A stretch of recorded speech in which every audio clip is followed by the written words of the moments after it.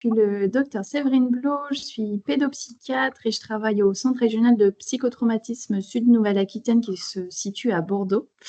Et j'ai le plaisir d'accueillir le docteur Julie Rowling, elle aussi pédopsychiatre, qui travaille au Centre régional de psychotraumatisme Grand Est, ainsi que dans le service de l'enfant et de l'adolescent du Centre hospitalier universitaire de Strasbourg. Donc on est ravis de l'accueillir pour ce webinaire sur les cauchemars traumatiques notamment, et plus généralement sur les troubles du sommeil chez l'enfant et l'adolescent, qui présente aussi un trouble de stress post-traumatique.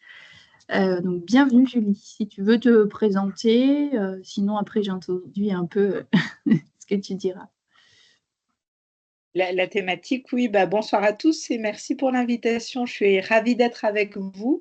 Et puis, effectivement, à Strasbourg, je m'occupe de la partie enfants et adolescents au centre psychotrauma et j'ai aussi une activité clinique dans le service de pédopsychiatrie, plutôt dans les unités pour adolescents où je m'occupe du CMP pour adolescents. Et voilà, avec un domaine de recherche autour des troubles du sommeil et du rythme circadien chez les enfants et adolescents avec troubles de stress post-traumatique. Ok. C'est vrai que tu vas nous en parler pendant tout ce webinaire, mais c'est vrai que les troubles du sommeil, c'est une des plaintes les plus fréquentes et une des premières plaintes que l'on entend lors des premières consultations en psychotraumatologie. C'est une plainte souvent rapportée par l'enfant lui-même, l'ado, et puis aussi souvent par les familles, parce qu'il y a un impact aussi familial en général. Des enfants qui recommencent à dormir avec leurs parents, des enfants qui ne sont pas rassurables la nuit parce qu'ils ont peur aussi de la survenue des cauchemars. Donc c'est vrai que c'est quelque chose auquel on est très fréquemment confronté et je trouve qui peut mettre du temps aussi après dans la prise en charge à s'améliorer. C'est pas forcément simple. Il y a les cauchemars, il y a les troubles de retard d'endormissement, mais il peut y avoir aussi beaucoup de réveils nocturnes avec insomnie derrière. Je trouve que les ados qui présentent un TSPT se plaignent beaucoup de ça. Et voilà, c'est pas toujours facile à régler. Oui, effectivement, il y a à la fois la question des troubles du sommeil en tant que tels et comment peuvent renforcer la symptomatologie post-traumatique et aussi, peut-être davantage aussi chez les tout petits, comment finalement les troubles du sommeil et les répercussions sur la symptomatologie post-traumatique vont aussi venir altérer la qualité du lien, parfois aussi de l'attachement entre parents et enfants et du coup majorer finalement des problématiques au niveau du lien avec les parents, de la dynamique familiale. Et on verra ensemble un petit peu pourquoi justement eh bien, les troubles du sommeil, c'est à la fois une des plaintes principales et à la fois ça permet souvent aussi de parler du trauma de manière un petit peu indirecte. Et c'est là où aussi, quand on s'intéresse au psychotrauma, ça peut être extrêmement intéressant. Et puis, on verra aussi qu'il y a des thérapies qui existent et qui sont complémentaires par rapport à ce qu'on peut proposer dans la prise en charge du psychotrauma. Je vais peut-être, est-ce que je partage peut-être le PowerPoint? Oui, tout à fait. Voilà. Hop, et alors là, petit coup de stress. Ah non, c'est bon. Voilà. Est-ce que vous voyez quelque chose? Je pense que c'est en train d'arriver. Oui, parfait. C'est parfait. Du coup, je ne vous vois plus et je vois mon PowerPoint. Donc, est-ce que c'est bon quand je passe à la deuxième vidéo? C'est bon, Super. très bien. Alors, dites-moi quand c'est bon pour vous et on peut commencer. C'est bon pour nous. Ok, donc encore merci vraiment à Séverine et Chantal et toute l'équipe pour l'invitation. Et donc, on va passer à peu près un peu moins d'1 heure et demie ensemble dans l'objectif d'essayer d'avoir des points de repère sur la clinique et le traitement des troubles du sommeil dans le psychotraumatisme et plus particulièrement des cauchemars post-traumatiques. Alors, on va commencer avec quelques généralités sur le sommeil. Le sommeil, nous passons tous un tiers de notre vie à dormir et le sommeil est une fonction essentielle dans notre vie. Par rapport à différents aspects, tout d'abord, la restauration énergétique puisque le fait de dormir, eh bien, ça va nous restaurer au niveau de notre énergie. Chez l'enfant et l'adolescent, au niveau de la maturation cérébrale puisque le sommeil permet la maturation cérébrale et donc participe au développement. Et puis, et là, c'est des éléments qui vont plus particulièrement nous intéresser dans le cadre du psychotraumatisme, le sommeil intervient dans la régulation du stress et des émotions et la consolidation de la mémoire, que ce soit au niveau de l'apprentissage, mais que ce soit au niveau aussi de tous les souvenirs, tous les éléments de vie qui vont se consolider chaque nuit dans notre mémoire. Et donc, c'est cette intervention du sommeil au niveau de la régulation du stress, des émotions et de la consolidation de la mémoire, eh bien, va directement venir impacter un certain nombre de troubles mentaux et notamment le trouble de stress post-traumatique. Alors, si avant de nous intéresser à la clinique des cauchemars, quelques généralités d'abord sur le sommeil et le trauma. Puisque tu l'as dit, Séverine, hein, il y a les cauchemars, il y a les insomnies d'endormissement, il y a le sommeil qui peut être fragmenté. Donc, le sommeil peut être touché de différentes manières dans le trauma. Et pourquoi s'intéresser au sommeil dans le trauma? Et puis pourquoi ça peut être intéressant de faire un webinaire sur cette thématique? D'abord parce que les troubles du sommeil sont des symptômes transdiagnostiques qu'on va retrouver dans le trouble de stress post-traumatique, mais qu'on peut retrouver aussi dans certaines comorbidités du trouble de stress post-traumatique, que ce soit la dépression, l'anxiété, ou on peut aussi retrouver des troubles du sommeil. Deuxième point, le fait de s'intéresser au sommeil, eh bien, c'est beaucoup moins réactivant. Je le disais, c'est une manière un petit peu indirecte de s'intéresser au psychotraumatisme et potentiellement plus tolérable pour les patients. Troisième élément, la modification du sommeil, c'est un des aspects qui est extrêmement sensible et dont on peut observer des modifications à très court terme. Peut-être que certains d'entre vous qui n'ont pas de difficultés majeures par rapport au sommeil, mais dans les moments de stress ou alors dans des moments particuliers de la vie, comme par exemple peut-être au moment du Covid, vous avez peut-être eu quelques petits troubles du sommeil. Donc vraiment, le sommeil, c'est un élément extrêmement sensible par rapport au stress, ce qui fait qu'on peut suivre ces modifications de manière très précise. Quatrième point, on a un certain nombre d'outils qui permettent de l'évaluer facilement. Et cinquième point, on a actuellement des actions thérapeutiques efficaces, qu'elles soient psychothérapiques ou médicamenteuses, et qui permettent assez rapidement de restaurer une bonne qualité de sommeil. Donc, voilà un petit peu quelques généralités sur finalement l'importance du sommeil dans le TSPT. Alors, si on s'intéresse aux troubles de stress post-traumatique chez l'enfant et chez l'adolescent, quelques généralités avant de commencer. On sait que globalement, 1 an après l'exposition à un événement traumatique, en fonction des études, on a à peu près 15,9% de risque en moyenne de présenter un trouble de stress post-traumatique. Ce chiffre qui peut augmenter jusqu'à 62% en population clinique, c'est notamment les données de nos collègues de Nice. Et bien sûr, chez l'enfant et l'adolescent, un risque d'avoir un impact sur l'ensemble du développement de l'enfant. Donc ça, ce sont des données générales par rapport aux troubles de stress post-traumatique. Et quand on s'intéresse aux troubles du sommeil, et notamment à l'insomnie et aux parasomnies, notamment les cauchemars, chez les enfants et les adolescents, qu'est-ce qu'on sait?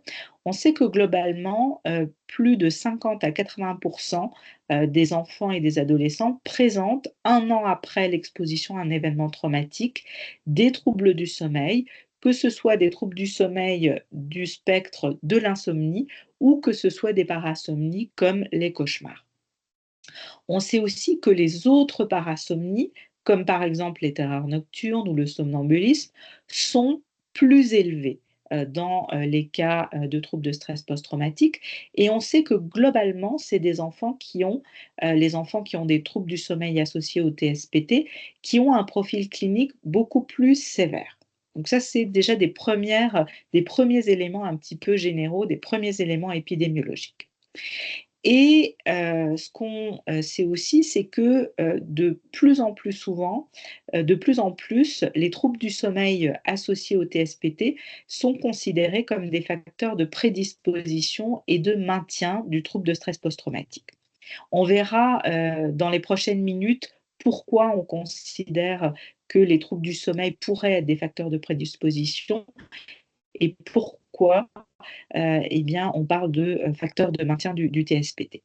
Ce qu'on sait aussi, c'est que non traités, ces troubles du sommeil, eh bien, lorsqu'ils sont associés aux troubles de stress post-traumatique, ils sont prédictifs de la persistance de la symptomatologie post-traumatique à long terme, de l'augmentation de troubles comorbides associés, que ce soit l'anxiété, la dépression, les consommations de toxiques, et que lorsqu'ils sont non traités, eh bien, ces troubles du sommeil seraient aussi prédictifs d'une diminution de la réponse du traitement de référence du TSPT, qui est la TCC centrée sur le psychotrauma. Et puis, ce qu'on sait aussi, c'est que les cauchemars et l'insomnie, ils sont partiellement améliorés par les traitements classiques du trouble de stress post-traumatique. Donc, avec l'ensemble de ces éléments, hein, le fait que les troubles du sommeil associés au TSPT sont des facteurs de prédisposition et de maintien de la symptomatologie post-traumatique, et le fait que, eh bien, finalement, ils sont partiellement améliorés par les traitements du TSPT, eh bien, l'ensemble de ces éléments sont des arguments qui nous font penser que, eh bien, c'est important de pouvoir les repérer et de pouvoir les traiter en tant que tels et de manière spécifique. Si on prend les 4 catégories de symptômes du trouble de stress post-traumatique. Première catégorie, en haut à gauche, catégorie numéro 1, les symptômes neurovégétatifs. Eh bien, dans les symptômes neurovégétatifs, on retrouve les troubles du sommeil et notamment, on va retrouver l'insomnie d'endormissement. Pourquoi? Eh bien, parce que lorsque la personne est en hypervigilance ou en hyper-éveil le soir avant de se coucher, eh bien, généralement, c'est un état physiologique qui est opposé à l'état de sommeil et à tous les mécanismes de relâchement qui permettent d'entrer en sommeil. Lorsqu'on regarde la deuxième catégorie de symptômes, les symptômes de reviviscence et tout ce qui est de l'ordre des réactivations physiologiques, eh bien, les cauchemars sont des équivalents nocturnes de reviviscence. Donc là aussi, on retrouve des troubles du sommeil dans cette deuxième catégorie de symptômes. Lorsqu'on regarde les symptômes d'évitement, eh bien, il y a un certain nombre d'individus qui présentent des symptômes d'évitement du sommeil, ce qu'on appelle l'insomnie comportementale. Et c'est des personnes qui vont nous dire, eh bien, que le soir, spontanément, elles vont retarder leur coucher ou elles vont éviter d'aller se coucher ou éviter de se coucher dans leur lit et plutôt dormir dans le salon, etc., etc., parce qu'il y a une anxiété du fait de s'endormir, parce que peur de faire des cauchemars, parce que reviviscence par rapport à des agressions sexuelles qui auraient pu être commises, par exemple, etc., etc. Donc, en plus Ça, c'est de quelque chose, l'insomnie, qu'on voit beaucoup chez les ados, effectivement. Ils nous en parlent beaucoup, ça, les ados. oui, D'éviter de s'endormir, de tout faire pour éviter de s'endormir le soir. exactement, exactement. Avec en plus, donc on a vraiment à la fois ces insomnies qui peuvent être liées à l'hyper-éveil, mais on peut aussi avoir ces insomnies comportementales, effectivement spécifiques chez les ados, avec en plus, j'en parlerai pas ce soir, mais comme tu poses la question, avec en plus chez les adolescents, un décalage physiologique développemental qui, à l'extrême, peut correspondre au syndrome de retard de phase.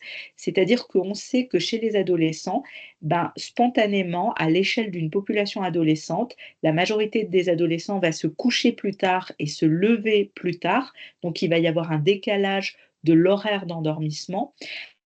qui est lié à des mécanismes hormonaux, développementaux liés à l'adolescence. On a tous des chronotypes différents. Ces chronotypes sont sous la dépendance de mécanismes génétiques, hein. Il y a des sujets qui vont plutôt être des sujets du soir, couche tard, lève tard, des sujets qui vont plutôt être du matin, couche tôt, lève tôt, et puis vous retrouvez ça chez les animaux avec le hibou qui va plutôt être nocturne, l'alouette qui va plutôt être matinale. Donc physiologiquement, on a tout ce qu'on appelle des préférences circadiennes, et au moment de l'adolescence, en lien avec les hormones, les changements physiologiques, on va avoir temporairement un décalage de phase développementale. Donc il y a avec effectivement aussi des phénomènes d'insomnie comportementale actuellement très liés aux réseaux sociaux parce que bah, le soir, tous les copains sont sur les réseaux sociaux, etc., etc. Et du coup, il va y avoir une forte pression sociale qui fait que cette insomnie comportementale va être liée à l'environnement et à la pression sociale pour ne pas louper ce qui se passe sur les jeux en ligne ou éventuellement les réseaux sociaux. Donc effectivement, c'est très très présent chez les adolescents qui cumulent des éléments physiologiques liés à l'adolescence, des éléments liés à la socialisation et des éléments aussi qui sont directement physiologiques et liés à une sensibilité beaucoup plus importante à la lumière qui va renforcer ce décalage de phase et donc renforcer le fait de se coucher plus tard et de se lever plus tard indépendamment du fait qu'il y ait une symptomatologie post-traumatique d'ailleurs, hein. Ça, c'est vraiment, et ça pose des vraies questions chez les adolescents parce que du coup, on a vraiment la majorité de la population adolescente qui actuellement est en dette de sommeil chronique. Donc ça pose des questions en termes de santé mentale et d'apprentissage. Et puis, quand on regarde au niveau de la symptomatologie post-traumatique, donc la quatrième catégorie de symptômes, l'altération des cognitions et de l'humeur, eh bien le fait d'être en privation de sommeil de manière chronique, ça a un impact sur l'humeur. Un certain nombre d'études ont mis en évidence ce phénomène. Et on va aussi avoir chez les personnes avec une symptomatologie post-traumatique, on peut aussi retrouver des modifications cognitives et notamment la conviction que finalement ces personnes n'ont pas un sommeil de bonne qualité, ne dorment pas, hein. Il y a un certain nombre de personnes qui disent mais de toute façon moi je dors pas, j'ai pas un sommeil récupérateur et de toute façon j'ai jamais bien dormi. Depuis que je suis petit j'ai jamais bien dormi et donc je ne dormirai jamais correctement, notamment les personnes qui ont grandi dans des environnements familiaux violents ou dans des situations de maltraitance où justement le fait de lâcher prise ou le fait d'être en sécurité, eh bien ça n'a jamais pu vraiment être possible dans le développement et la trajectoire de vie de ces individus. Donc vous voyez bien que si on reprend eh bien, la symptomatologie post-traumatique, les troubles du sommeil sont présents dans les 4 catégories diagnostiques et les troubles du sommeil constituent vraiment des symptômes clés du trouble de stress post-traumatique. Alors là, c'est un petit peu la même chose, formulée différemment, juste pour vous dire que, dans les données de la littérature, il y a un certain nombre d'études, qui ont été menées, et qui ont recueilli des données subjectives et globalement, les personnes avec TSPT, que ce soit des adultes ou des enfants, on a, la mise en évidence d'une augmentation de la latence d'endormissement, c'est-à-dire du temps entre le moment où la personne se couche et du temps entre le moment où la personne s'endort, une diminution du temps total de sommeil. On verra dans quelques minutes à quel point ça va avoir un impact sur la symptomatologie post-traumatique. Un sommeil plus fragmenté, des cauchemars beaucoup plus fréquents et globalement une altération de la qualité du sommeil. Donc par rapport à ces données subjectives sur le sommeil des personnes psychotraumatisées, il y a une littérature qui est très abondante et très robuste à ce sujet. Et alors, ne vous effrayez pas, mais de manière très schématique, un des éléments importants, c'est que si on s'intéresse aux différentes voies neurobiologiques qui sont impliquées dans l'entrée dans l'état de sommeil, eh bien, il y a des voies communes entre la symptomatologie post-traumatique et les troubles du sommeil. Et notamment une structure cérébrale qu'on appelle le locus coeruleus et qui est impliquée dans l'entrée en état de sommeil et qui est impliquée aussi à partir du moment où on dort dans le passage du sommeil lent en sommeil paradoxal. Eh bien, cette structure cérébrale reçoit des projections noradrénergiques directement de l'amygdale. Donc, on a un certain nombre de structures cérébrales qui sont vraiment communes entre les structures impliquées dans le TSPT et entre les structures impliquées dans le sommeil et dans ce qu'on appelle les rythmes circadiens. Et donc, la vraie question en termes de recherche actuelle, c'est vraiment bien, quel est le lien bidirectionnel et comment est-ce que les choses fonctionnent entre troubles du sommeil? Est-ce que c'est les troubles du sommeil qui sont prédictifs et finalement des personnes qui auraient des troubles du sommeil qui sont plus vulnérables par rapport au TSPT, ou est-ce que c'est le TSPT qui va être à l'origine de troubles du sommeil? Les travaux de recherche sont en cours. Ce qu'on sait également, c'est que, eh bien, il y a une forte activation des amygdales en sommeil paradoxal par rapport au sommeil lent, et que l'augmentation de l'activité sympathique durant le sommeil paradoxal serait là aussi prédictive du développement d'un TSPT. Donc, avec une fragmentation là aussi du sommeil paradoxal, le sommeil paradoxal qui est extrêmement impliqué dans la consolidation de la mémoire et le fait de rêver, et aussi dans la régulation émotionnelle. Donc ça, c'est des données un petit peu plus neurobiologiques, mais voilà, c'est pour vous sensibiliser au fait qu'il y a de plus en plus de recherches actuellement sur les troubles du sommeil et le TSPT. Au niveau des modèles intégratifs du cauchemar, puisque c'est ce dont on parlera plus largement en deuxième partie de Topo, les cauchemars seraient vraiment liés à différents aspects. À la fois des aspects de fragmentation du sommeil et de modification du sommeil paradoxal très spécifiques chez les personnes psychotraumatisées, mais aussi ces personnes, eh bien, elles vont être dans un état d'hyperactivation très particulier. À la fois dans un état d'hyperactivation en journée, c'est ce qu'on observe cliniquement, hein, quand les personnes disent qu'elles ont très très peur, qu'il y a un sentiment de menace permanent, qu'elles sont dans un état d'hypervigilance, mais cet état d'hyperactivation renforcé la journée, eh bien, il est aussi présent la nuit, hein. Donc, premier élément, des personnes qui sont vraiment en état d'hyper-réveil le jour, mais aussi la nuit, et puis des personnes pour lesquelles, eh bien, il y a une extinction de la peur qui n'est pas possible. Et donc, l'association de cet état d'hyper-réveil la nuit, de cette extinction de la peur qui n'est pas possible, associée à la fragmentation du sommeil et de la modification du sommeil paradoxal, eh bien, serait à l'origine de ces cauchemars très particuliers qui sont les cauchemars post-traumatiques. On verra dans quelques minutes ce qui les distingue des cauchemars plus classiques. Et alors pourquoi? Pourquoi est-ce que j'insiste sur les cauchemars, et pourquoi eh bien, est-ce que c'est important d'avoir quelques éléments sur les cauchemars post-traumatiques? Parce que c'est une cible thérapeutique majeure.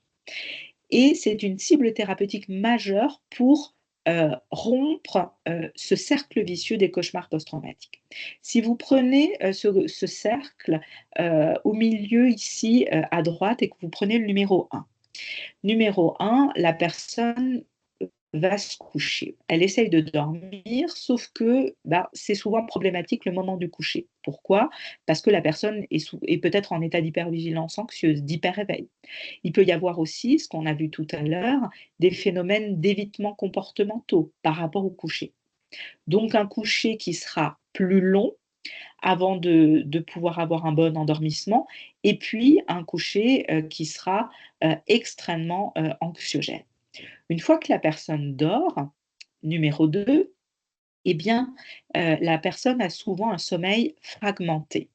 On le verra dans quelques minutes avec une microfragmentation du sommeil, ce qui fait que c'est un sommeil de mauvaise qualité. Il y a plein de raisons différentes qui peuvent expliquer la fragmentation du sommeil. Généralement, la population générale connaît très bien le syndrome d'apnée obstructive du sommeil. Les personnes qui vont ronfler et en fait, elles vont, parce qu'elles ont parfois les amygdales un petit peu trop grosses, par exemple, eh bien, il va y avoir au niveau des voies aériennes supérieures, eh bien, il va y avoir moins d'air qui va passer et donc du coup, eh bien, finalement, une mauvaise oxygénation, ce qui fait que la personne va se réveiller pour à nouveau pouvoir trouver de l'oxygène. Donc typiquement, c'est des personnes qui auront un sommeil fragmenté pour des raisons mécaniques, hein, pour des raisons mécaniques. Il peut aussi y avoir des fragmentations du sommeil qui sont liées à des raisons neurologiques et à des raisons centrales. Mais donc, les personnes avec psychotrauma, elles ont souvent un sommeil un peu plus fragmenté. Et puis, avec des fois aussi des réveils nocturnes qui sont liés notamment au cauchemar. Ce qui fait que ces personnes, numéro 3, elles sont souvent en dette de sommeil et en dette de sommeil chronique. Et le problème, c'est que quand on est en dette de sommeil, eh bien, ça va modifier nos possibilités de régulation du stress et des émotions qui vont être altérées, ce qui va renforcer la symptomatologie de troubles de stress post-traumatique et donc aggraver à la fois les symptômes post-traumatiques et aussi les troubles du sommeil. Donc, on a un vrai cercle vicieux qui va se mettre en place avec encore un autre aspect qu'on verra dans quelques minutes, qui est un aspect aussi de consolidation mnésique et de consolidation de la mémoire post-traumatique. Et donc, l'objectif thérapeutique, c'est justement de casser ce cercle vicieux d'auto-entretien de la symptomatologie post-traumatique. Je vous parlais de la fragmentation du sommeil. Généralement, c'est des travaux de recherche qui ont été menés chez des populations adultes. Il y a très peu de travaux chez l'enfant. À Strasbourg, on a fait des travaux chez l'enfant, chez des enfants avec psychotraumatisme, soit des enfants qui ont été victimes de traumas de guerre, des situations d'attentats, des situations de violences intrafamiliales, des enfants qu'on a enregistrés à la fois en laboratoire, dans des conditions extrêmement contrôlées, et des enfants où on a aussi fait des enregistrements au domicile. Et c'est très important de pouvoir avoir les deux enregistrements parce que, eh bien, souvent au domicile, ces enfants sont dans des conditions qui ne sont pas du tout les mêmes que dans les conditions à l'hôpital. Parce qu'ils vont vivre dans des chambres d'hôtel à plusieurs, parce qu'ils vont vivre dans leur domicile ou peut-être ils ont été exposés à des scènes de violence conjugale ou à des situations d'inceste. Et donc, le simple fait de dormir chez soi, parfois, est beaucoup plus activant. C'est pour ça qu'on fait les mesures dans les deux conditions. Et qu'est-ce qu'on a mis en évidence?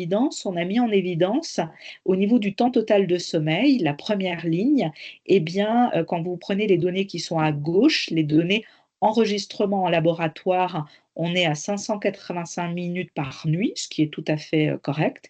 Et quand on enregistre les mêmes enfants le lendemain à domicile, eh bien, globalement, on est à 464 minutes par nuit, ce qui fait qu'on a 2 heures de temps total de sommeil en moins en fonction qu'on les enregistre à l'hôpital ou à domicile. Et puis, au niveau de la latence d'endormissement, là, les résultats n'étaient pas significatifs, mais quand même des différences intéressantes. C'est la dernière ligne. La latence d'endormissement, c'est donc ce que je vous expliquais, la différence entre le moment où la personne va se coucher et le moment où elle s'endort. Au laboratoire, 18 minutes pour s'endormir. À domicile, on est à 79 minutes pour s'endormir. Donc ça, c'est des données macroscopiques du sommeil. Et quand on s'est intéressé, quand on a analysé la microarchitecture du sommeil, et là, si vous regardez le graphique qui est à gauche de votre écran, vous avez la courbe bleue, c'est les enfants psychotraumatisés. La courbe orange, c'est les enfants témoins. Et on a enregistré les micro-réveils par heure.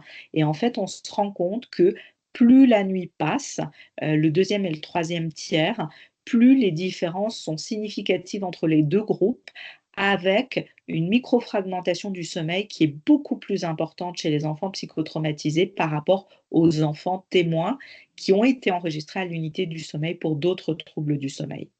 Et lorsqu'on fait des analyses de corrélation entre l'index de micro-éveil et la sévérité des cauchemars de ces enfants, eh bien, il y a une association entre ces deux composantes, ce qui constitue des premiers arguments et des premières données de recherche disant que eh bien, les enfants psychotraumatisés ont aussi un sommeil qui est fragmenté et une microarchitecture du sommeil qui est fragmentée, liée au TSPT, et que plus ils ont des cauchemars qui sont sévères, plus cette fragmentation eh bien, est sévère. Voilà, juste un peu pour vous donner aussi quelques données des dernières recherches à ce sujet. Et je le disais, l'un des problèmes par rapport à fragmentation du sommeil, c'est que ça va altérer la qualité du sommeil.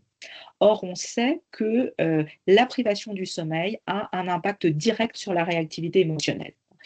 Là, à la limite, je n'ai pas besoin de vous montrer des données d'IRM fonctionnelles, puisque ceux qui font des gardes ou qui sortent en boîte de nuit, généralement, le lendemain, quand on a une nuit de privation de sommeil derrière soi, eh bien, généralement, on a une réactivité émotionnelle qui est beaucoup plus importante et généralement, on est un peu plus dysrégulé au niveau des émotions que lorsque on n'est pas en privation de sommeil. Et c'est ce que montrent ces données d'IRM fonctionnelles. À droite, l'image C et l'image D. L'image D, tout à droite, c'est une IRM fonctionnelle en privation de sommeil. L'image C au milieu, c'est une IRM fonctionnelle en l'absence de privation de sommeil. Et donc, lorsque la personne est en privation de sommeil, eh bien, la connectivité entre l'amygdale et le cortex préfrontal médian est réduite, et donc ce qui maintient l'hyperréactivité de l'amygdale, directement impliquée aussi dans l'entretien de la symptomatologie post-traumatique. Voilà. Donc, un petit peu des données fondamentales, mais pour vous montrer effectivement que ce lien et cet impact de la privation de sommeil sur la réactivité émotionnelle, elle est réelle. Et des derniers travaux de l'équipe de Pierre-Alexis Geoffroy à Paris, qui en fait, ils ont pris différents troubles psychiatriques au niveau de la deuxième courbe en partant du bas. Vous avez les patients avec PTSD et ils ont essayé de voir le taux de prévalence de la symptomatologie post-traumatique en fonction du nombre d'heures de sommeil par nuit. Et vous voyez que pour tous les troubles psychiatriques, y compris pour le trouble de stress post-traumatique, lorsque les personnes dorment à peu près 7 heures par nuit, eh bien, le risque de présenter le trouble est minimum. Et plus on se décale vers la gauche, à l'extrême gauche, moins de 5 heures de sommeil par nuit, et plus finalement, eh bien, on a le risque de présenter une symptomatologie post-traumatique anxieuse ou autre qui est augmentée. Donc là aussi, l'impact de la qualité du sommeil et du temps total de sommeil sur les troubles psychiatriques, ce sont des données connues. Alors, pourquoi est-ce que c'est important ces notions de privation de sommeil et d'impact au niveau de la régulation émotionnelle sur la symptomatologie post-traumatique? C'est parce que dans le TSPT, la dysrégulation émotionnelle est un aspect qui est central. Je vous ai mis ici deux graphiques qui sont deux modélisations du PTSD. À gauche, vous avez le profil PTSD. À droite, vous avez le profil dissocié. Et actuellement, en psychotraumatologie, on modélise la symptomatologie post-traumatique, soit des personnes qui vont avoir des symptômes de PTSD, donc le profil de gauche, avec finalement des émotions qui seront sous-modulées, soit des personnes qui auront plutôt une symptomatologie dissociative prédominante, donc finalement des personnes pour lesquelles les émotions seront surmodulées. Et cliniquement, eh bien, le profil PTSD, là, il se traduit par des symptômes de reviviscence, un état d'alerte, d'hyper-éveil, etc. Alors que le profil dissocié se traduit par un détachement émotionnel, des symptômes de dépersonnalisation ou de déréalisation. C'est très schématique, mais c'est juste pour vous dire que cette dysrégulation émotionnelle, peu importe le profil clinique de TSPT, eh bien, cette dysrégulation existe. Et lorsqu'il y a dysrégulation émotionnelle, eh bien, la privation de sommeil va du coup majorer cette symptomatologie post-traumatique, que la personne soit sur un profil PTSD ou sur un profil dissocié. Donc voilà quelques généralités, mais vraiment pour appréhender la question du sommeil et de la symptomatologie post-traumatique. Si maintenant on s'intéresse plus particulièrement aux cauchemars. Je vous l'ai dit, les cauchemars, c'est un des symptômes vraiment pathognomoniques dans le TSPT, et c'est vrai que dans les patients qu'on est amené à suivre au centre psychotrauma, surtout dans les situations d'agression sexuelle, mais pas que, eh bien, on est quasiment dans du 98-99% de patients qui ont cette plainte de cauchemar. Alors, les cauchemars, c'est quoi? Les cauchemars, c'est une activité onirique intense qui inclut des émotions dysphoriques et angoissantes, réveillant le dormeur. Donc il y a vraiment cette notion à la fois d'émotions dysphoriques et à la fois d'une activité onirique qui réveillerait le dormeur. Alors que, par exemple, si on prend les rêves ou les mauvais rêves, eh bien, généralement, le dormeur n'est pas réveillé. Alors, je le disais tout à l'heure, les cauchemars post-traumatiques constituent l'un des symptômes centraux du trouble de stress post-traumatique, et on va voir dans les prochaines minutes comment justement on peut prendre en charge ces cauchemars. Avant de les prendre en charge, ce qui est important, c'est de pouvoir les caractériser et de pouvoir différencier un cauchemar post-traumatique d'un cauchemar classique. Parce que finalement, on va tous faire des cauchemars, faire des rêves, c'est quelque chose de tout à fait physiologique. Alors, je vais vous présenter une étude qui est assez ancienne, mais qui est très importante, travaux de Melman, qui en fait a regardé chez des personnes avec PTSD la manière dont ils vont rêver. Et en fait, Melman s'est rendu compte que les cauchemars qui étaient caractérisés par une reproduction exacte de la scène traumatique, eh bien, ces cauchemars-là étaient davantage corrélés à la survenue d'un TSPT. Alors que les cauchemars qui n'étaient pas caractéristiques d'une reproduction exacte de la scène traumatique, eh ben, ils étaient un peu moins corrélés à la survenue d'un TSPT. Et donc, Melman s'est posé la question, mais est-ce que les cauchemars seraient prédictifs ou est-ce que les cauchemars seraient un TSPT? C'est la question qui s'est posée avec l'hypothèse que la vision nocturne récurrente de la scène traumatique pourrait constituer des réexpositions répétées qui consolideraient la mémoire traumatique. On va le voir dans quelques minutes, mais vous pouvez avoir des cauchemars post-traumatiques de nature très différente. Et Melman, ce qu'il a mis en évidence, c'est quand ce cauchemar il correspond exactement à la scène traumatique, eh bien les personnes, dans le mois qui suivent, elles ont plus de risques de développer un TSPT. Et donc il se dit, peut-être que le fait de rêver chaque nuit de ce cauchemar post-traumatique, eh bien ça va renforcer la mémoire traumatique. Oui? Excuse-moi, Julie, c'est chez les adultes cette étude de Melman? Oui, c'est ça, c'est Ah chez oui. les adultes, ouais, ouais, ouais, ouais. Chez les enfants, on a assez peu de données, hein. Là, nous, on est en train de collecter une base de données des rêves et des cauchemars chez les enfants avec psychotrauma. Oui. C'est le sujet de ma thèse de science, hein. Et chez les enfants, on est vraiment au balbutiement des travaux de Ah oui. recherche sur, voilà.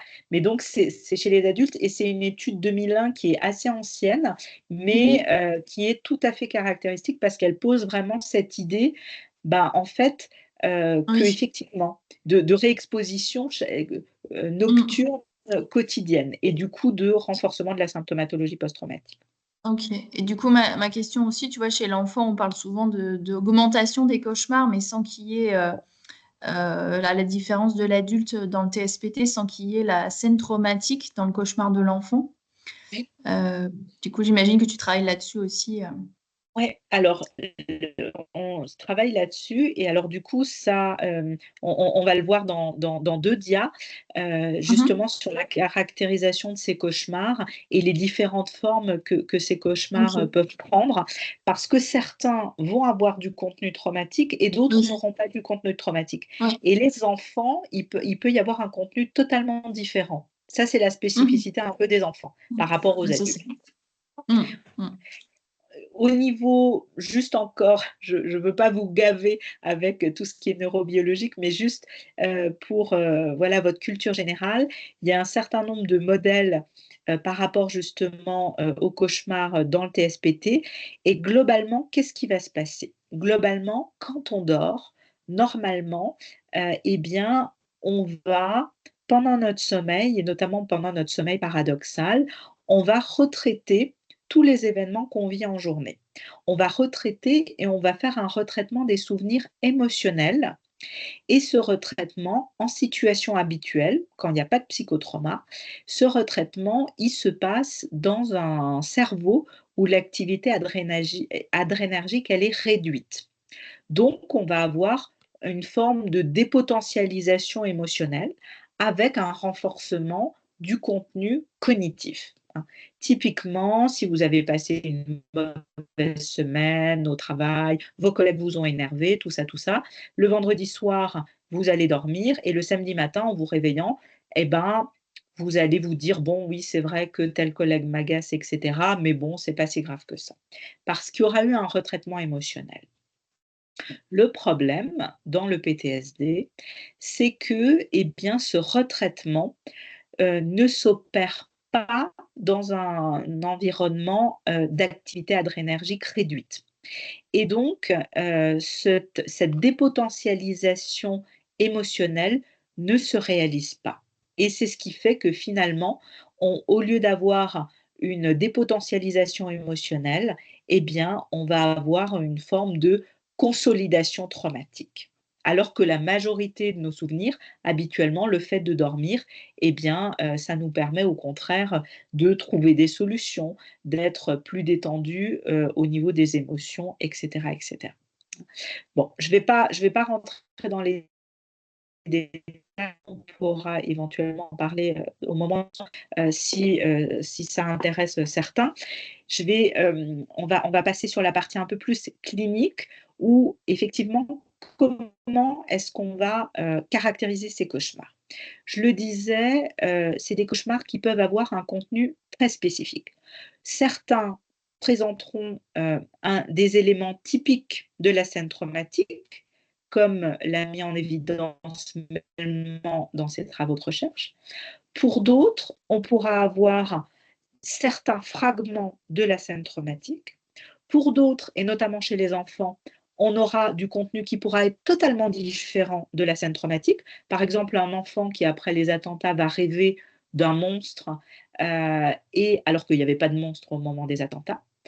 Par contre, donc le contenu sera différent. Par contre, au niveau perceptif et au niveau émotionnel, le niveau de détresse et le niveau de peur sera similaire à ce qui a pu se passer au moment de l'exposition traumatique.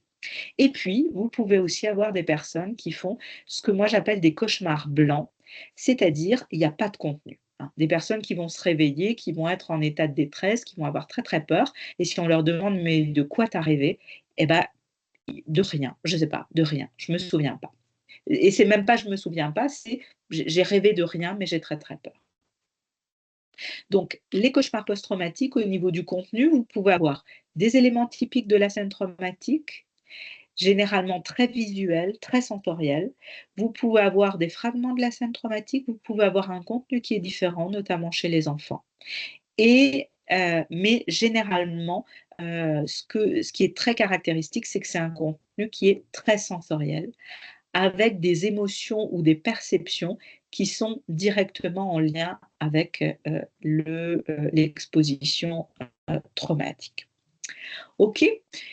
Donc, un contenu mental stéréotypé à prédominance sensorielle, avec une fixité des cauchemars, du moins au début, et puis ensuite ça se modifie avec le temps, ou alors des fois ça ne se modifie pas, mais c'est la thérapie qui va permettre une amélioration. La différence avec les cauchemars communs que vous avez ici sur la colonne de droite au niveau du contenu mental, c'est que les cauchemars communs, ils ont un contenu beaucoup plus complexe avec ce qu'on appelle une forme narrative et onirique. Typiquement, c'est par exemple, vous êtes stressé pour aller à un examen et puis vous allez faire un cauchemar où vous n'arriverez jamais à aller à cet examen parce que d'abord il y a un embouteillage, ensuite vous faites un accident de la route, ensuite vous arrivez à choper un taxi mais le chauffeur de taxi est malade, etc. etc. Donc c'est peut-être un cauchemar qui n'est pas agréable, qui est stressant, mais il y a une forme narrative. Là où dans le cauchemar post-traumatique, on a quelque chose de beaucoup plus stéréotypé et de moins narratif. Au niveau de la fréquence, les cauchemars post-traumatiques, ils sont récurrents, persistants, il y a une forme de fixité dans le cauchemar, là où les cauchemars classiques sont beaucoup plus épisodiques. Au niveau du stade du sommeil, les cauchemars classiques, on les retrouve souvent en sommeil paradoxal, au moment justement où il y a ce retraitement de ce qu'on a pu vivre en journée. Les cauchemars post-traumatiques, on les retrouve à la fois en sommeil paradoxal et aussi en sommeil lent. Au niveau de l'endormissement, il y a souvent une hypervigilance à l'endormissement, voire des insomnies comportementales d'évitement, ce qu'on a dit tout à l'heure. Et une fois que la personne dort, eh bien, les cauchemars post-traumatiques sont fréquemment associés à des réveils, là où les cauchemars communs, c'est possible, mais ce n'est pas obligatoire. Et le réendormissement est très difficile. Des fois, les personnes, elles se réveillent 2-3 heures du matin en nage avec des palpitations, un état de peur important, et puis elles vont mettre 20 minutes, une demi-heure à pouvoir se réendormir. Donc un réendormissement qui est difficile avec une activation neurovégétative qui est intense. Le souvenir au réveil, il est souvent très précis et c'est d'ailleurs ce qui va compliquer l'endormissement, parce que la personne, elle se souvient de son cauchemar, ça lui fait peur, ça la réactive et du coup, elle a beaucoup de mal à se réendormir. Là où dans les cauchemars communs, le souvenir, il est souvent assez flou et assez imprécis. OK? Donc, cauchemar post-traumatique, récurrent, persistant, un contenu stéréotypé à prédominance sensorielle, une hypervigilance au moment de s'endormir, un réveil qui est fréquent la nuit lié au cauchemar, avec un réendormissement très difficile, et le matin au réveil, des personnes qui se souviennent de leur cauchemar. Normalement, avec cette dia, avec ces éléments, vous arrivez à caractériser un cauchemar post-traumatique cliniquement par rapport à un autre cauchemar. OK? Alors, comment différencier les cauchemars post-traumatiques des terreurs nocturnes chez les enfants? Les terreurs nocturnes, c'est souvent en premier tiers de nuit, donc en début de nuit. Et les terreurs nocturnes, lorsque vous allez à la rencontre de l'enfant, en fait, il dort. Il dort et si vous le réveillez, généralement, on conseille de ne pas réveiller, mais si vous réveillez l'enfant, eh bien, l'enfant est complètement confus. Et le lendemain matin au réveil, il y a très peu de souvenirs ou un souvenir très pauvre du contenu mental. Là où le cauchemar, si vous réveillez quelqu'un qui fait un cauchemar, souvent la personne est orientée et il y a un souvenir très intense du cauchemar et les cauchemars apparaissent plutôt, en fin de nuit, mais ça peut aussi apparaître en début de nuit, notamment dans les cauchemars post-traumatiques. Pour ceux qui voient des adultes, le différentiel avec les troubles du comportement en sommeil paradoxal, eh bien, c'est que, comme son nom l'indique, dans les troubles du comportement en sommeil paradoxal, généralement, ça touche plutôt des hommes de plus de 50 ans. Et ça aboutit à eh bien, des comportements de bagarre, d'insultes, pas de déambulation, hein, à la différence du somnambulisme, mais des réactions motrices type bagarre, insulte. Et dans les troubles du comportement en sommeil paradoxal, le scénario généralement est très riche, avec tout un scénario d'agression qui peut être présent. Et un réendormissement qui est souvent assez facile, là où dans le cauchemar, le réendormissement peut être plus compliqué. OK?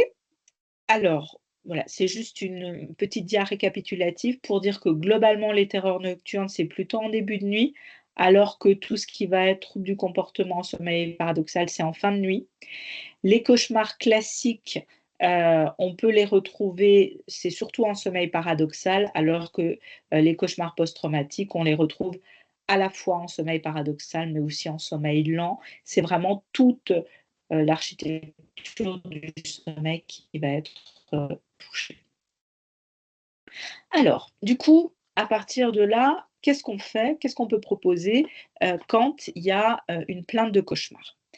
Eh bien, on va faire une évaluation clinique où on va essayer de repérer les comorbidités psychiatriques et notamment est-ce qu'il y a une symptomatologie post-traumatique, voir aussi s'il n'y a pas de pathologie neurologique ou d'autres pathologies du sommeil, explorer les médicaments. Ça, c'est moins le cas en pédopsychiatrie, mais chez les adultes, il peut y avoir des médicaments qui peuvent induire des cauchemars. Et souvent, des fois, quand les médicaments sont pris depuis longtemps, la personne ne se souvient pas forcément, mais donc c'est important de pouvoir repérer. Une fois qu'on a évalué est-ce qu'il y a une comorbidité psychiatrique, neurologique, une pathologie du sommeil, des médicaments, peut-être un syndrome d'apnée obstructive du sommeil chez les adultes, et qu'on a caractérisé nos cauchemars à partir des critères diagnostiques qu'on a vus dans le tableau bleu, généralement, on peut proposer un agenda du sommeil et des rêves et on peut proposer une échelle d'évaluation un petit peu plus précise, surtout si on propose une thérapie ciblée et qu'on veut évaluer l'efficacité. Si c'est juste pour poser le diagnostic, les critères diagnostiques qu'on a vus ensemble, normalement, vous permettent vraiment de caractériser le cauchemar et de manière très précise. Alors, au niveau des médicaments qui peuvent être pourvoyeurs de cauchemars, les bêta-bloquants, certains antidépresseurs, les agonistes dopaminergiques, certains antibiotiques aussi peuvent être pourvoyeurs de cauchemars, les benzodiazépines aussi. Donc voilà, juste quand il y a une plainte de cauchemar importante, de pouvoir aussi observer si il n'y a pas une prise médicamenteuse. La mélatonine aussi peut modifier le contenu des rêves, donc ça c'est aussi un élément important à généralement en induisant des rêves un petit peu bizarres. Pas forcément des cauchemars, mais ça peut modifier un petit peu. Donc, une fois qu'on a exploré les antécédents, les pathologies neurologiques du sommeil, les prises médicamenteuses et qu'on a caractérisé les cauchemars, on peut proposer un agenda du sommeil. Celui-ci, c'est celui qui est sur le site du réseau Morphée. Vous tapez réseau Morphée, M-O-R-P-H-E accent aigu E, et vous tapez agenda du sommeil et vous tombez directement sur l'agenda. Vous avez 2 pages de descriptif pour vous expliquer comment l'utiliser et c'est le docteur Sylvie Royan-Parola qui est somnologue à Paris et toute l'équipe du réseau Morphée, donc c'est vraiment des professionnels et des somnologues, donc c'est vraiment du contenu de très bonne qualité et ça peut être intéressant de faire un agenda du sommeil. Les flèches indiquent le moment du coucher, le moment du lever et la partie quadrillée en noir vient indiquer la période où la personne dort et lorsque c'est en blanc, c'est la période où la personne est réveillée et généralement, moi, ce que je demande aux patients, c'est de rajouter un C pour rajouter les heures des cauchemars. Et ça permet pendant 15 jours, 3 semaines, d'avoir un peu une vision globale du sommeil. Alors, il ne faut pas non plus que les patients se mettent la pression, hein. L'idée, c'est vraiment d'avoir une idée globale, mais c'est un outil intéressant parce que des fois, eh bien, ça permet une première prise de conscience du patient par rapport justement à la qualité de son sommeil. L'autre élément qui peut être intéressant, c'est la NEGMA Severity Index, qui est une échelle qui a été validée chez l'adulte par Pierre-Alexis Geoffroy et qu'on est en train de valider chez l'enfant et l'adolescent. Là aussi, vous le trouvez sur internet et c'est une échelle en 10 questions qui permet justement, avec une cotation de 0 à 5, d'évaluer le contenu, que ce soit en termes émotionnels, que ce soit en termes de fréquence des cauchemars, que ce soit en termes d'impact diurne ou nocturne des cauchemars. Ça peut être intéressant, surtout si vous instaurez un traitement, d'avoir une évaluation avant ou après, si vous voulez avoir une évaluation un petit peu précise. OK, une fois que toute cette évaluation a été faite, on va passer au traitement des cauchemars en tant que tel. Première étape, l'hygiène du sommeil. L'hygiène du sommeil, alors là, je ne vais pas rentrer dans les détails parce qu'on pourrait faire toute une journée de topo. Le plus important, c'est vraiment que la personne arrive à conserver un rythme aussi régulier que possible entre la semaine et le week-end. Et bien sûr, au moment du coucher, d'éviter toute activité stimulante, d'éviter les écrans, de pouvoir aménager l'environnement pour garantir une qualité du sommeil la plus optimale possible. Avec chez les personnes psychotraumatisées, des aménagements, c'est-à-dire que souvent en hygiène du sommeil, on dit bah, il faut dormir en l'absence de lumière, etc., etc. Sauf que quand vous avez une personne qui a été agressée sexuellement pendant des années, eh bien parfois cette personne dort avec une télé ou dort avec la lumière allumée ou dort avec une veilleuse parce que sinon c'est trop angoissant. Donc là aussi, chez les personnes avec psychotrauma, on fait des aménagements provisoires intermédiaires, justement pour éviter de les activer de manière trop importante.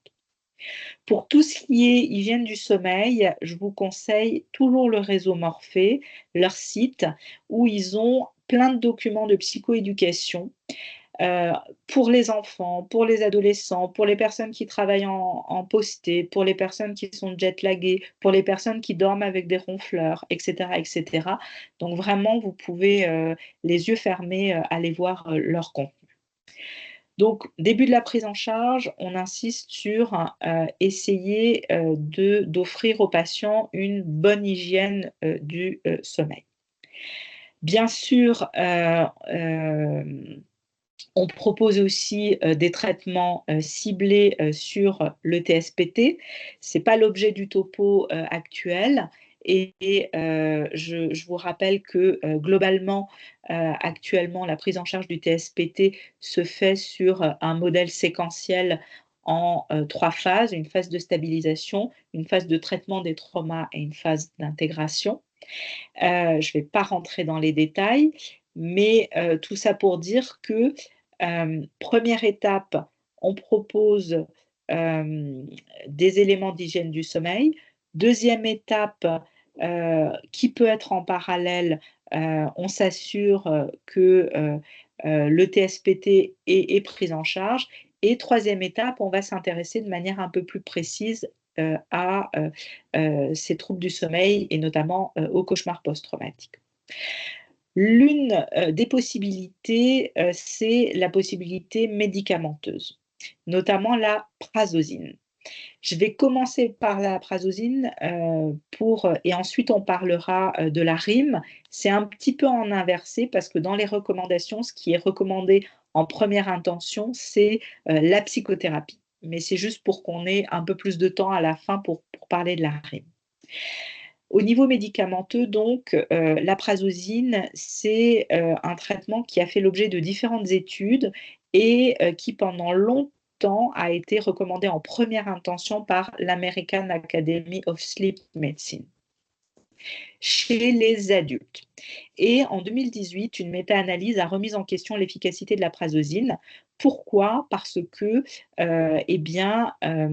alors que jusqu'à présent, les études mettaient en évidence une amélioration du sommeil et notamment des cauchemars, une amélioration de l'anxiété qui était réduite et une diminution des symptômes neurovégétatifs, la méta-analyse de Rashkin a montré que à l'arrêt de la prazosin, il y avait une réapparition des cauchemars. Et donc actuellement, l'American Association of Sleep Medicine, elle recommande, elle dit que la prazosin peut être utilisée mais n'est plus recommandée. Donc elle est en grade B. Et elle a été évaluée principalement chez les adultes. Chez les enfants et les adolescents, l'étude la plus importante à ce sujet, c'est l'étude de Nancy Hudson, qui a évalué 42 patients en population pédiatrique.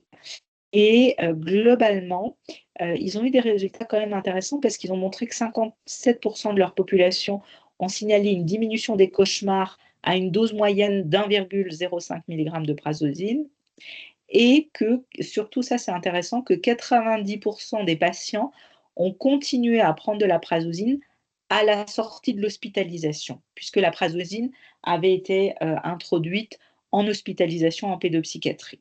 Bon, donc c'est des résultats quand même qui sont intéressants, même si à l'heure actuelle, en population pédiatrique, il y a très très peu de données. Là, cette étude de 42 patients, c'est l'une des études les plus importantes. Sinon, c'est des séries de cas, donc le niveau de preuve est très très faible.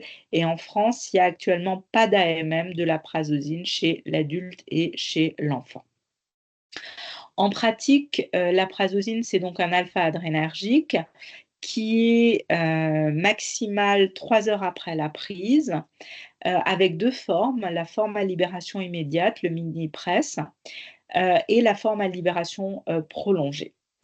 La difficulté pour la forme à libération immédiate, c'est qu'actuellement, depuis août 2020, elle n'est plus disponible en France. Alors bon, nous à Strasbourg, on fait les ordonnances et les patients vont les récupérer à Kehl, juste à côté, à l'autre bout de la frontière. Tout le monde n'a pas cette possibilité. Sinon, possible de proposer de l'Alpress 2,5 mg au coucher ou alors de la doxazosine 4 mg, ça passe moins bien la barrière hémato-encéphalique, mais c'est une autre possibilité pour ceux qui veulent éventuellement essayer. Et généralement, au bout de 2-3 jours, on voit si c'est efficace ou pas. Donc voilà pour la partie médicamenteuse. Les autres traitements médicamenteux, il n'y a pas de médicaments miracles, je dirais. Si on prend la sertraline ou la paroxétine, qui peuvent être recommandées dans le TSPT, elles n'ont pas montré d'efficacité spécifique sur les troubles du sommeil. Et si on prend la mirtazapine, qui est souvent utilisée dans l'insomnie, les résultats sont très contradictoires sur les symptômes de TSPT. Donc voilà, donc pour l'instant, il n'y a pas de résultats, en tous les cas de données très probantes à ce sujet. C'est la raison pour laquelle, au niveau psychothérapeutique, ça peut être intéressant de se former à une des approches, notamment qui est la thérapie par répétition d'imagerie mentale. Au CRP à Strasbourg, généralement, on fait 2 journées de formation par an sur cette thérapie, enfin 2 dates par an, avec possibilité donc de se former en une journée. Et la RIM, c'est actuellement la thérapie qui est recommandée en première intention par l'American Academy of Sleep Medicine. C'est le seul traitement, la seule psychothérapie qui fait l'objet de recommandations de grade A, avec un effet bénéfique de la RIM sur la fréquence des cauchemars et aussi sur la qualité du sommeil, et un effet bénéfique globale sur la symptomatologie du TSPT. Et vraiment, le gold standard, je dirais, c'est à la fois de pouvoir proposer de la TCC ciblant l'insomnie et de la RIM. Et là, ça permet vraiment à la fois d'agir sur les cauchemars et à la fois d'agir sur l'insomnie qui généralement est liée au cauchemar. Après, en pratique, pour ceux qui ne seraient pas formés à la TCC ciblée sur l'insomnie, le fait de travailler la psychoéducation du sommeil combinée à la RIM, ça permet déjà d'avoir de très bons résultats. Qu'on commence à évaluer chez les ados, notamment chez les ados avec TSPT, c'est les travaux d'une de nos internes, Lucille Monnier, et on est actuellement en train de les compléter par d'autres travaux de Thomas, l'un de nos internes, et puis de mes patients. Et globalement, ce qu'on a mis en évidence chez des patients ados avec TSPT complexe, c'est que c'est des patients qui présentaient en moyenne un niveau de détresse lié au cauchemar de 7,4 sur 10 avant la thérapie, donc 0, pas de détresse liée au cauchemar, 10, détresse maximale. En moyenne avant la thérapie, ils avaient 7,4 sur 10, et après le traitement d'un cauchemar par RIM, eh ben, le niveau de détresse lié au cauchemar diminue à 4,4. Donc, c'est vraiment un outil particulièrement efficace. Et alors, en pratique, qu'est-ce que c'est que la RIM? La RIM, c'est une thérapie qui est basée sur la théorie de la continuité. C'est-à-dire que le contenu de nos rêves est directement influencé par ce qui se passe en journée. Et donc, comment on sait ça? Il y a plein d'études qui ont été menées où on demande à des patients de jouer à des jeux ou alors d'apprendre des phrases, et ensuite ces participants d'études sont réveillés et on leur demande de quoi ils se souviennent, et en fait ils se souviennent de ce qu'ils ont appris avant le coucher. Donc il y a plein de travaux à ce sujet.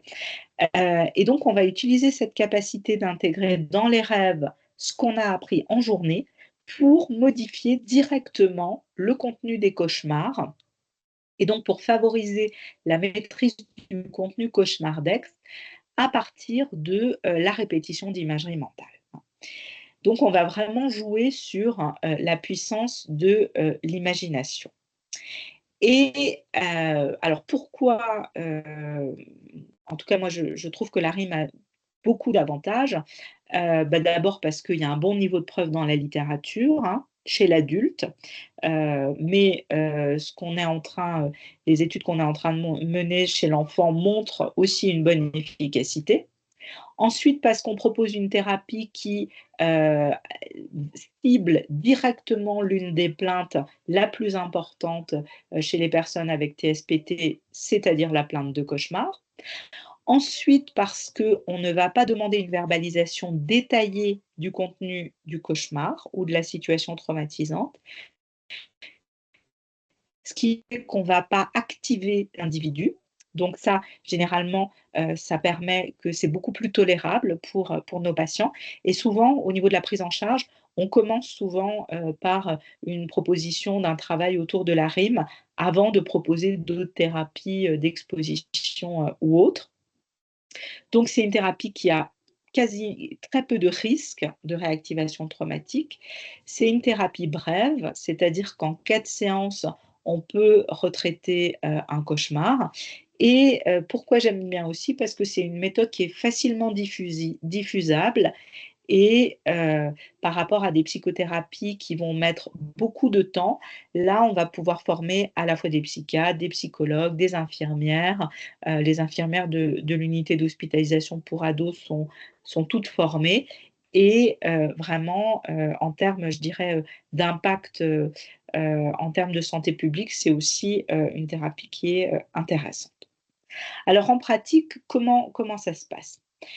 En pratique, généralement, la première séance, elle vise à caractériser le cauchemar post-traumatique. Ensuite, on va faire une séance de psychoéducation où on va expliquer aux patients pourquoi c'est important de prendre en charge ces troubles du sommeil, un petit peu tout ce qu'on a vu ensemble jusqu'à présent. Et ensuite, à la troisième séance, eh bien, on va lui expliquer le fonctionnement de la RIM et on va demander au patient de choisir un cauchemar qu'il aimerait retraiter. Alors, si la personne n'a qu'un seul cauchemar et que c'est toujours le même, généralement le choix du cauchemar est assez évident. Parfois, les personnes vont avoir plusieurs cauchemars, hein. Et dans ces cas-là, généralement, on va proposer de commencer par un cauchemar qui est moyennement activant. Pourquoi? Parce que si vous commencez par le cauchemar qui va être le plus terrorisant, eh bien souvent l'efficacité ressentie va être perçue comme plus modérée, hein. Donc on va choisir un cauchemar qui est moyennement activant et on va demander à la personne de le décrire très succinctement. On ne va pas rentrer dans les détails. L'idée, c'est juste d'avoir 2-3 éléments de contexte. Alors, si pour les enfants, on va demander à l'enfant de le dessiner. Pour les adultes ou pour les ados, on va demander de décrire le cauchemar en 10 lignes maximum, pas plus.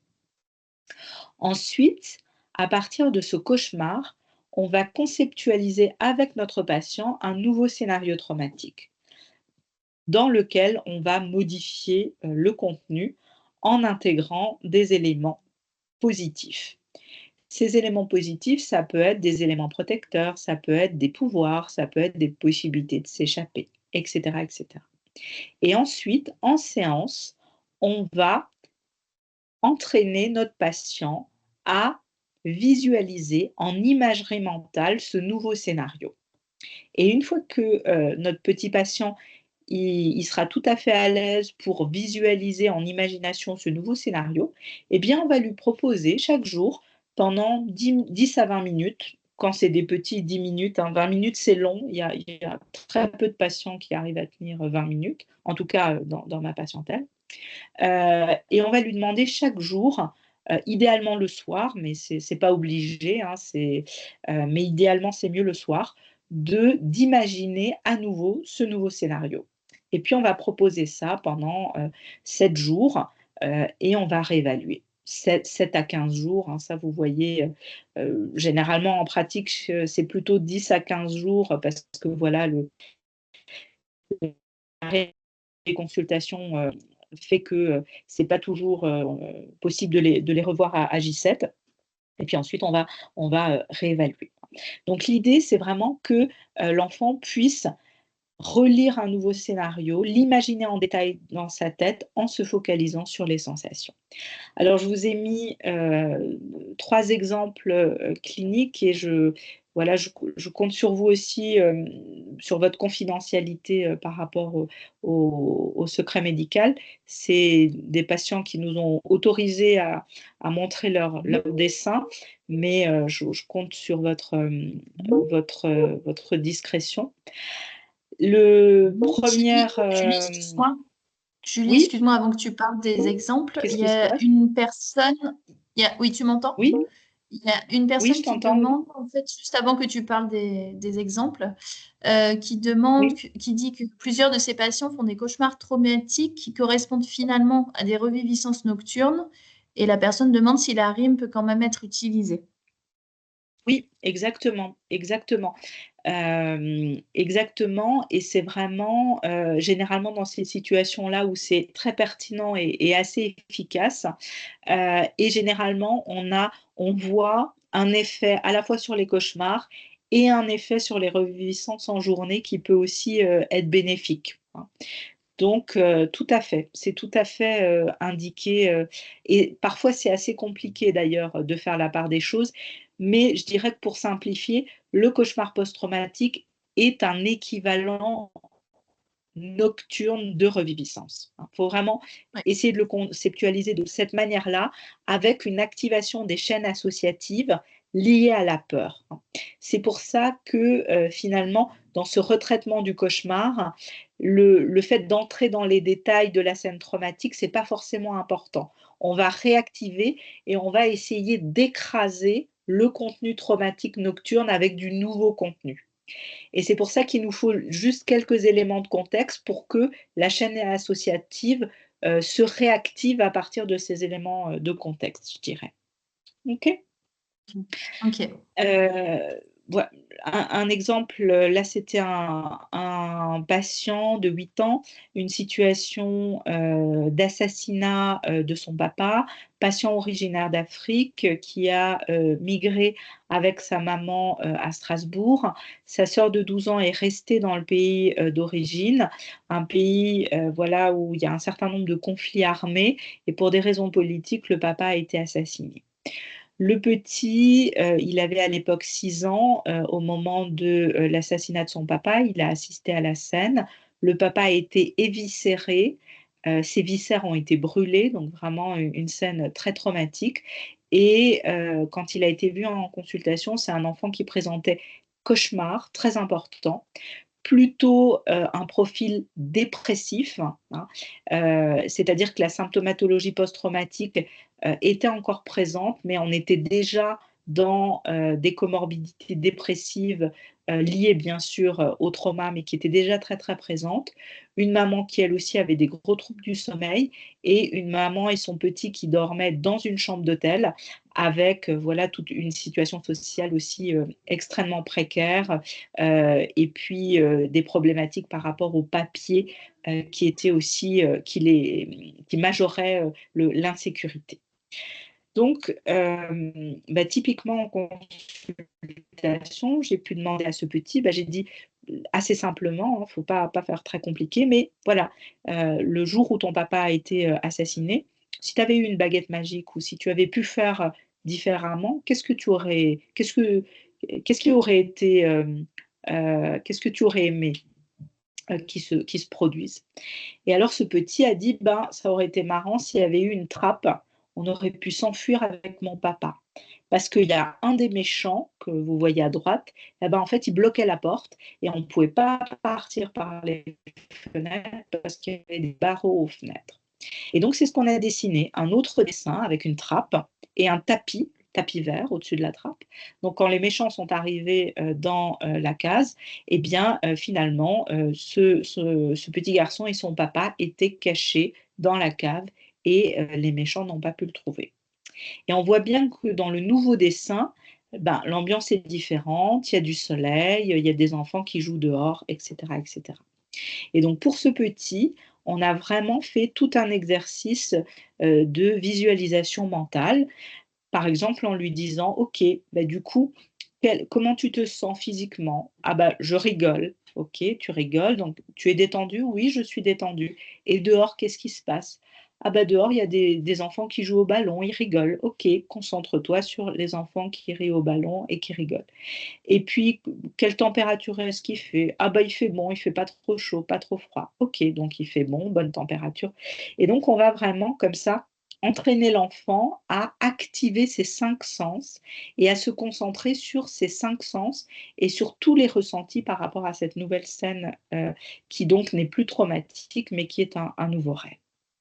Un autre dessin, c'est une petite fille de 8 ans, qui, c'est une situation de conflit armé où en fait, là aussi, ils ont, migré, à Strasbourg avec un cauchemar de, l'invasion de sa maison, par, des blindés et là encore, on lui a demandé, si elle avait une baguette magique, ce qu'elle aurait aimé changer et elle nous disait: «J'aurais aimé que les militaires de la Croix-Rouge», elle confondait un peu les militaires et la Croix-Rouge, «puissent venir nous sauver» et c'est ce qu'elle a dessiné, avec cet hélicoptère qui vient les sauver et où, elle s'est imaginé cette nouvelle scène, le soir avant, de s'endormir.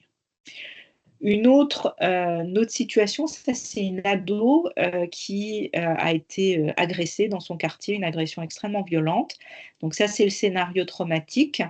Normalement, c'est 10 lignes, mais vous voyez, on a eu beau lui dire: «Non, non, ces 10 lignes, ne rentrent pas dans les détails», elle a eu beaucoup de mal à, circonscrire son récit.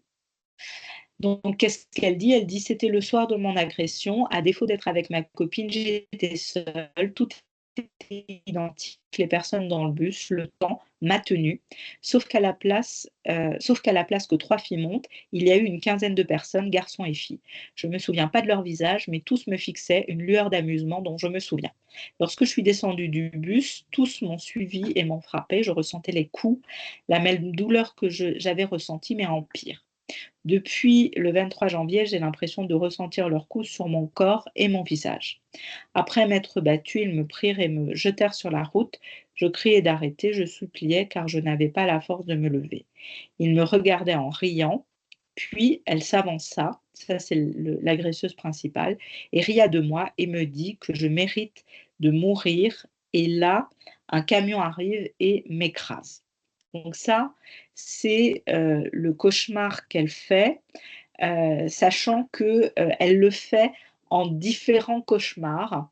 Et donc, il y a aussi des éléments de reconstitution. Mais bon, c'était difficile pour elle de limiter le contenu et on a respecté les choses. Et donc, on lui a proposé de modifier ce cauchemar. Et voilà ce qu'elle écrit. C'est le soir, je monte dans le bus bleu qui sent bon le tacos. Donc déjà, on voit que l'ambiance est un peu différente. Il y a des odeurs de tacos. Je me sers un tacos ou tenders, nuggets et cordon bleu supplément frites, ainsi qu'un iced tea pêche dans le frigo du bus. Je m'installe et je commence à manger. À l'arrêt suivant, une quinzaine de personnes montent dans le bus, filles et garçons confondus. Ils ne me prêtent pas d'attention particulière. Je descends à mon arrêt habituel. Une fille descend au même arrêt et me parle. Elle me dit qu'elle me voyait souvent dans le bus et qu'elle avait l'impression que j'étais sympa et qu'elle voulait bien être mon amie. J'accepte avec plaisir et après un moment à avoir échangé, on s'est rendu compte que l'on habitait l'une à côté de l'autre.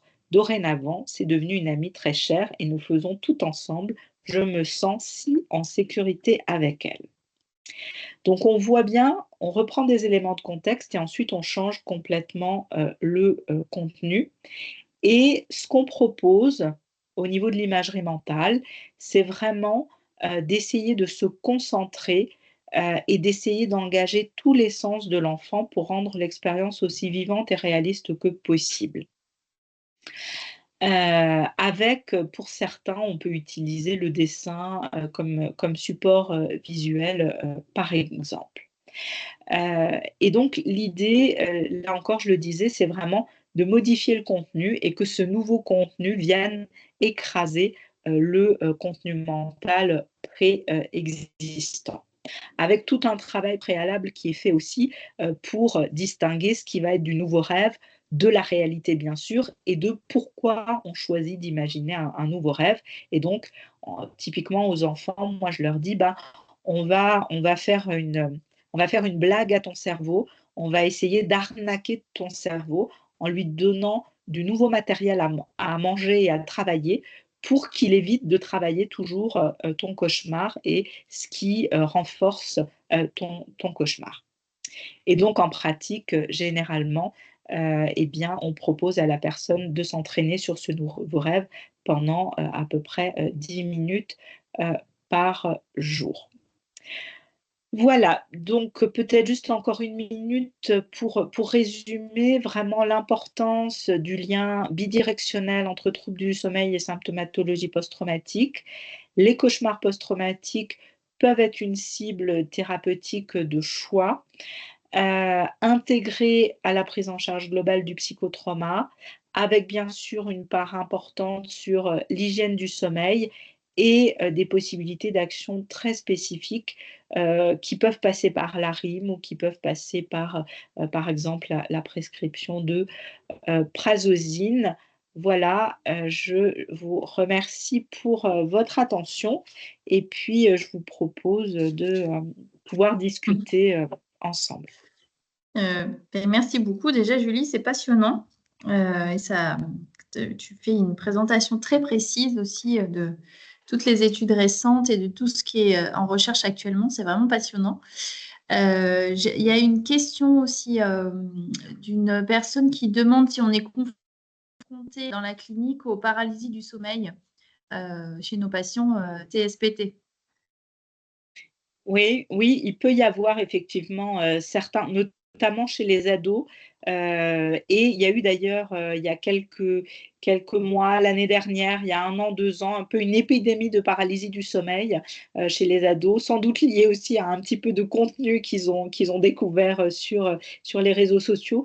Mais ce qui est vraiment peut-être l'un des messages clés, c'est que l'exposition à des événements traumatiques peut vraiment modifier la qualité, l'architecture du sommeil et donc fragiliser les personnes par rapport à toutes les parasomnies.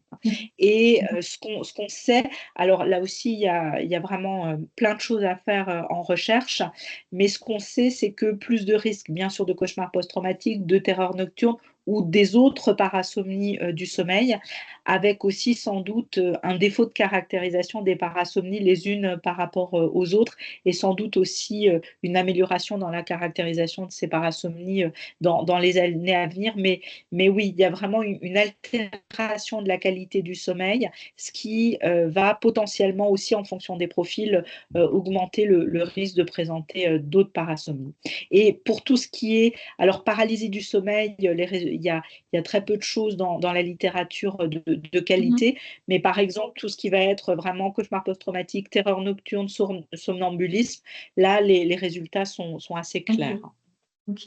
Mais concernant les paralysies, c'est vrai qu'on peut se poser aussi la question si c'est pas plutôt des épisodes dissociatifs, mais qui surviennent dans la nuit. Tout Voilà. à fait, tout à fait. Ça doit être difficile à distinguer. Ça, c'est une vraie question. Et sur la question de la symptomatologie dissociative, là aussi, pour les paralysies et même pour les cauchemars. Parce que finalement, ce qu'on appelle les cauchemars blancs, là aussi, bon, c'est, je dirais, mon analyse clinique qui mériterait d'être étoffée par des travaux de recherche, mais je trouve que les personnes exposées à des traumas très précocement, ils ont plus ce type de cauchemar, et les personnes qui ont fortement dissocié, et c'est logique, ils ont aussi beaucoup plus ces types de cauchemars. Donc là aussi, sur tout ce qui est paralysie du sommeil, dissociation, et d'essayer de voir est-ce qu'il y a des corrélations entre la cotation aux échelles de dissociation par rapport à la paralysie du sommeil, notamment dans les situations d'agression sexuelle, il y aurait vraiment des travaux de recherche intéressants à mener. Ok.